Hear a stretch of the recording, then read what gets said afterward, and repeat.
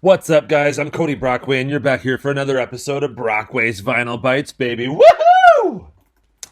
It is February 13th. Now, you know, February 12th and February 13th have a lot of meaning to Genesis fans. I myself am a massive Genesis fan. They're my favorite band of all time. You know this. If you watch Brockway's Vinyl Bites, you are no stranger to the things and opinions of the guy that runs this channel, okay? But to talk about yesterday, which was February 12th, it was Mr. Steve Hackett's birthday, so big happy birthday to Steve.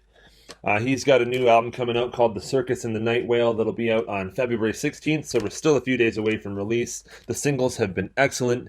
If you've been following me on my other radio shows over on Prog Radio and on Deep Nuggets Radio, you've probably heard me play some of his music before.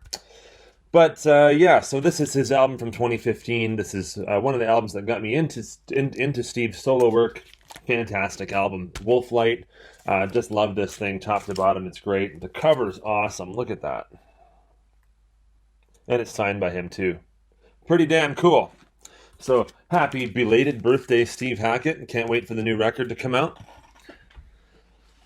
And today is Peter Gabriel's birthday. And he also has a new album out, the I.O. album. We've talked about that plenty on this channel. We're talking about his second album here. This is the Peter Gabriel 2, the Scratch album.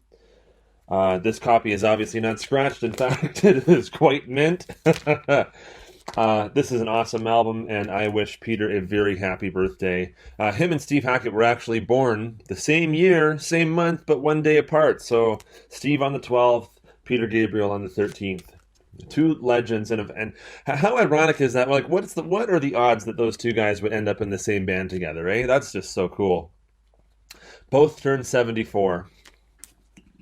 74, still going strong, making new great records. I'm proud to be a fan of these guys. So there's Peter Gabriel, happy birthday to him. And a couple of album anniversaries, too. A Trick of the Tail, which is the first album that Genesis did without Peter Gabriel on vocals. This is when Phil Collins would step out from behind the drum kit and become the lead singer of Genesis. Came out on February 13th, 1976. This is by all means a classic album. There's no denying that. Just totally great record. So happy birthday to this, happy anniversary, I should say, to this absolutely beastly album. Love it very much. Genesis Trick of the Tail, signed by Mr. Steve Hackett too. Would be great to have it signed by the whole band, but I'm super proud to have met Steve and interviewed him actually as well.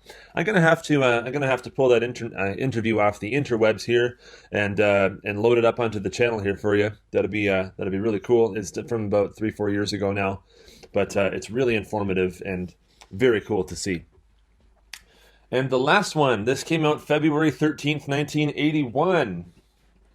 Phil Collins' first solo album. I am a huge fan of this album. I think it's just astounding. It's not very Genesis-like. In fact, it's quite different from what Genesis were doing at the time. Obviously, it had a massive hit single on it. Actually, a couple. It had In the Air Tonight and I Missed Again. But it had a lot of other great... in fact, all the deep cuts on it are just totally awesome. This album is quite phenomenal, if you ask me. And it's got the Beatles, his cover of the Beatles song Tomorrow Never Knows, so... That's also cool, too. Love this album. Happy anniversary to Phil Collins' Face Value, February 13th, 1981. Wow, that was a long time ago now. Still going strong. People are still loving the hell out of these albums. So good. So happy birthday, Peter Gabriel. Happy birthday, Steve Hackett. And happy anniversary to these beloved Genesis and related albums. We'll see you again soon here on Brockway's Vinyl Bites. And don't forget to hit like and subscribe. And don't forget, rock on!